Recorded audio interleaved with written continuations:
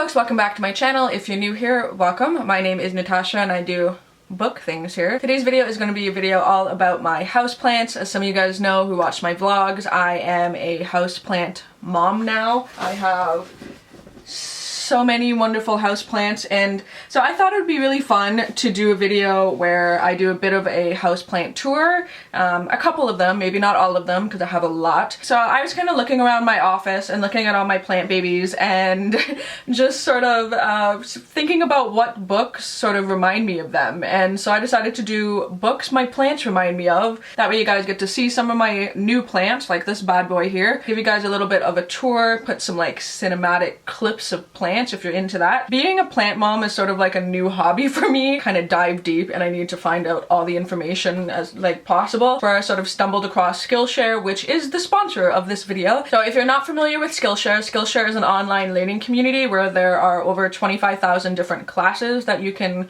browse through and look at. All sorts of different skills are provided, so I looked for ones for houseplants, but there's ones on how to build your business. There's fine arts, which I like because I am a creative, so there's like watercolor, photography, painting, gouache, be a better entrepreneur, productivity, all that stuff. It's all those classes in one spot, and I find it greatly helpful because I am a creative, I have an art background, and so even just going through the classes, I whipped out watercolor again, and I'm painting watercolor again. So it's a really good website to fuel your creativity and curiosity and, you know, learn something new or like something about a skill that you're sort of interested in. So there were two classes that I found really helpful when I'm just starting to get into houseplants. Both of them are called Happy Houseplants by Chris Satch, and one is how to pick the right houseplant and then how to take care of them. And he provides tips and tricks on like, you know, how to pick good plants and stuff. I found that really helpful when I was like looking through new plants and like if I'm out and about. So I find Skillshare also incredibly affordable, especially in comparison to some of those classes in your city that might be a little bit hard to get to or are pretty pricey. So Skillshare annually is about under $12 Canadian, $10 US per month. And because Skillshare is sponsoring this video, there is a link down in my description box for you guys to check that out. You get 2 months free if you sign up through that link. I definitely suggest trying out the 2-month trial. I did. I learned a lot of stuff. I'm back into like being a creative person again, which is awesome. Definitely looking into checking out some more classes for like management and marketability and things like that, like for my YouTube channel. If you guys see me trying out some new stuff here and there, then you know why. Big thank you for Skillshare to being the sponsor of this video, and I'm going to get into my houseplant tour and showing you my babies and telling you what books I think are inspired by my babies. So the first plant I have here is probably one of my newer, rarer plants, I think. At least it's rare for around my area. It's really hard to get your hands on one, and they're also kind of expensive. I ended up driving like an hour outside of my city to find this one. It's also in my new little planter that I made. I went to a pottery class and painted this because I am a creative being now. So this is my pink princess philodendron. There is a chance that they can come up and sprout and be pink, and it's just desirable and sought after, and the little stems are pink, and then over time they kind of fade to this like white variegation here, but I just think it's absolutely beautiful that they come up this like baby pink color, and that's why I put it in this little booby planter. So the book that is inspired by this plant is a book inspired by, so a book that I think this plant would like, because this plant is very aesthetic and a lot of people buy this plant for the aesthetics. I feel like a lot of people bought this book for the aesthetic, and it kind of matches it. I picked Emergency Contact by Mary H.K. Choi. I just feel like, you know, in the perfect world, you have this little pink plant on this little pink book. Am I right by that? I don't know. I just looked at it. This is the book that I thought of when I looked at this plant. Emergency Contact is kind of about two hipsters who decide to make each other their emergency contact, and I feel like this is kind of a hipster plant. And I don't know how much emergency it's gonna need because it seems to be thriving. So plant here is my first house plant that I got, and he is doing great and I love him a lot. This is my ZZ plant. There is a technical name for it, which is Zamioculus zamifolia. Zamii, sure. It's a ZZ plant, that's what people call it. This guy needs like no water ever, and I like, you know, give him like a tiniest like droplet and he's like, thank you. And I just like him a lot. He needs like not a lot of light, He's pretty good low light plant, and he's popping out new growth, and he's thriving. He's thriving real well. So his name is Dusty. He is named after a member of ZZ Top. He's also got these sort of tuberous like stems and roots and stuff, and it reminds me 100% of a potato. So the book that I think of when I look at this plant is Dig by A.S. King, mostly because of the cover and the roots, and just that this is a sturdy, hardy plant that is likely to not die, and he just seems strong and like he's going to be part of my family. This book is about family and also about potatoes. So this is the book that I think of when I look at Dusty. He is kind of dusty. I might need to clean his leaves, but I love him. So next plant is a little baby plant that is just a feel-good plant. I don't know if you have a house plant that you look at and it makes you feel good. It's this one. This is my little watermelon peperomia, or peperomia. I've heard it's pronounced both ways. I say peperomia. And it looks like little watermelons. Its leaves are so delicate and cute. It has yet to provide new growth for me, but I have faith that it will eventually. I think he's just doing well. So I get happy when I look at this plant, and I think of one of my like happiest summer books, you know, because he looks like a little watermelon, and you kind of want to eat watermelon in the summer, even though I personally don't like watermelon. There you go, expose me. So one of the books that I read every summer, and one that like just provides me with a lot of happiness, is my favorite road trip book. That's Amy and Roger's Epic Detour. I don't know, this is just the book that I think of when I look at this plant, and he's just so cute and delicate, and I love him. His name is Pepperoni. My husband named him. That's why his name is Pepperoni. Next up is one of my weirder plants. I get a lot of plants that are different because I like the leaves and I like different shapes of leaves. So this is an arrowhead plant, or a white butterfly syngonium, and it's just got amazing leaves. Her name is Sigoni Weaver because Jeff named it Sigoni Weaver because it's a syngonium. I feel like this plant is just so beautiful. Its leaves are these like amazing arrowhead shapes. They're delicate. They're kind of like floofy, you know? She kind of floofs around a little bit. And so the book that I just think of just like one of the weirder books that I own. I just think that this is, you know, unlike any plant that I have in my collection, she's kind of weird. So I think that she'd like Maggie Stiefvater's All the Crooked Saints.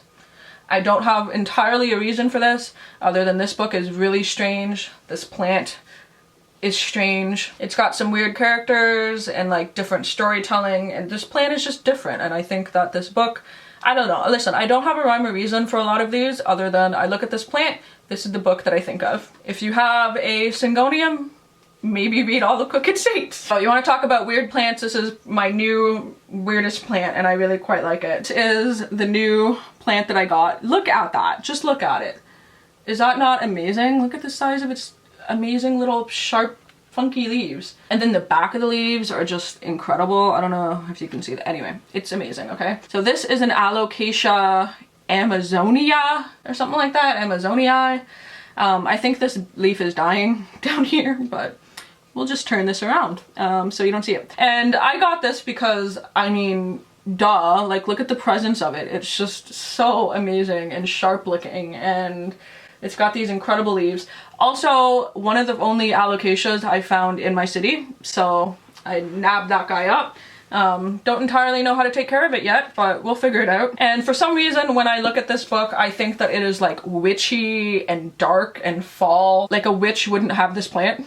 You know, the book that I think of when I look at this is Hex by Thomas Old Huvelt. This is a horror book all about this like 17th century witch in modern day, and her eyes are kind of like sewn shut and stuff. And I don't know, I just, for some reason, I look at the pattern of these leaves and I think of this book. Yeah, it's sort of like the stitching, and it's very graphic and witchy. I don't know. This is one of the pairings that I think works really well. So if you happen to have this plant, maybe read this book. It was a fun horror book. I have another one of my pink plants. I am gravitated towards the plants that are pink. However, this plant is giving me issues. I don't know if she's thriving. I don't know if she's surviving. She did give me a new leaf though, so that's good. Callie, this is my Calla Thea ornata, and it's this beautiful pinstripe pattern on its leaves, and it's definitely crunchy in spot. I missed her. I give her adequate humidity. but she just tends to be a little more picky and a little more unique, and she won't tell me what she wants. And for some reason, this plant reminds me of everything about Eleanor Oliphant from Eleanor Oliphant is Completely Fine. She's just different. She's a little hard at communicating what she wants, and I feel like this book perfectly encapsulates this plant's character. This book is this plant, and that's a hill I will die on. She does have a new leaf though. This new leaf is going to hopefully unfurl soon. It's a really beautiful plant. I really want to keep it alive. And I'm just gonna go back to its little area. There is a new sprout. There is a new sprout coming up down here, so fingers crossed that she's just gonna stay there and hopefully continue to grow and flourish. That's all I can hope for. So next is a sexy little cactus. I think it's just so cute. This is Bunny. This is my little bunny cactus. I've never looked up the actual name of this cactus, but it looks like a little bunny ear. And for some reason, I think this is the sexiest little cactus. I know that seems weird to say that a plant is sexy, but I don't know, there's something about it. I just think it's so playful. It almost looks like a little like Playboy bunny. And for some reason, when I look at this plant, I think of the girl in 6E, a very sexy character. She is a cam girl who's like, you know, making her money, but she also might have murderous tendencies, and that is most cactuses, right? Like, they look cute and they look sexy, and then you touch them and they're like, ow, damn, that hurt me. It's the girl in 6E. That's the book I think of when I hold this cactus. This guy, oh, this guy is just one of my favorite plants. My more expensive plants, because I bought him, he's fairly big, right? So I just love it. This is a philodendron, much like the philodendron pink princess. This is a philodendron Prince of Orange. Hopefully at some point this pink one will be the size of this. Keep in mind that like I paid good money for the orange guy, I paid the same amount of money for this pink one. Just to put in perspective that like the pink one is a little bit more rare. But yes, this is a philodendron Prince of Orange, and one of the reasons why I love this plant so much is that, like, first of all, he's just popping off, okay? Like, he's giving me new growth, he's flourishing, I absolutely adore him. But what happens is when the leaves come in, like this guy, they're this beautiful rust color, and over time they fade to more of a chartreuse like green, and then get darker into the darker greens. So there's this beautiful transition when you finally get like a new leaf and you get to watch its colors change, and it's just beautiful. I just feel like this plant's got a lot of character, and it's one of my absolute favorites. And for that, the book that I think of when I see this bad boy is Just Codes for Small Towns. Amazing characters, amazing friendship. I feel like he's just giving me so much growth that he is a good friend. You know, fall and these beautiful, you know, orange tones, and this book has a little bit of fall in there. And I don't know, this is the book that I think of when I look at him. I just love him so much. He doesn't have a name, I don't think. I don't remember if I named him yet, but he's just absolutely stunning, and I love him with my whole heart. Not that I don't love all my other plants, it's just something about, look at that orange leaf, like there's just something about him. So I got 2 plants left, 2 books left. Next up is one of my snake plants. So she's not very secure in this pot, so I need to kind of hold her. I need to put some more soil in. But this is a Sansevieria Whitney, I think. And basically it's kind of like a curlier, twistier version of a regular snake plant, which kind of shoots up straight. That is Steve, if you guys remember my videos. This one's name is Flores. I just think that she's a Flores, okay? That's just what I see when I think of her. It's a snake plant that invokes a lot of emotion, so I just feel like it's appropriate that the book that works with this is The Serpent King. I feel like even the colors next to this just works. The cover of the book works with this plant, and in The Serpent King there is references to snakes and stuff, and just a lot of emotion. This is a hard-hitting contemporary book, and I feel like Flores is just a hard-hitting gal. She's snaky, she's wonderful, she's doing great. I need to better stabilize her in this pot though before she falls over. And then last but not least is my monster of a plant. Literally, this is my Monstera deliciosa. And he's a little guy. I say little guy, but he's big. And he has provided so much growth. One thing that is weird though is one of his leaves came in, this one, and it was all like crunchy on one side, so he kind of got like a half leaf. Over time they will come up with like fenestrations and it looks like Swiss cheese, so he'll have these beautiful like holes in the leaves. Not yet, although there is like, you know, new things sprouting out from him all the time. I did have to stake him because he was like falling over, but like look at these leaves. Look at it. The size of my face. I love you! So he's an absolute beast, and he's just going to continue to get more and more beastly as time goes on. And for some reason when I look at him, I think of The Stand by Stephen King. Just this massive book. He's going to be a massive plant, and like over time, if you can look up Monsteras that are over 20 years old, they're like the size of a room. They're huge. Like, they're massive. And so if you give them space to grow, they will grow like a virus almost, you know? And then also when like the Swiss cheese parts comes in and like he's got holes in his leaves, he kind of looks like funky and gross. I don't know, I just think of The Stand. Just a monster of a book, all about a terrible disease, and I hope this guy doesn't get a disease. But I don't know, I just look at him and I think of The Stand because he's just massive and I love him.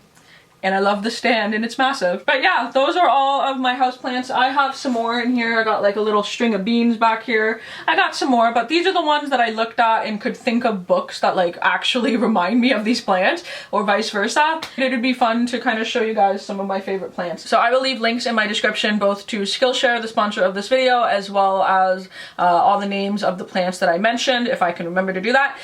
And yeah, so I do hope you guys like this video, a little bit of a look into some of my creative side, my plant mom side, and yeah, I do hope you guys enjoy this video, and until my next one, I will talk to all you soon.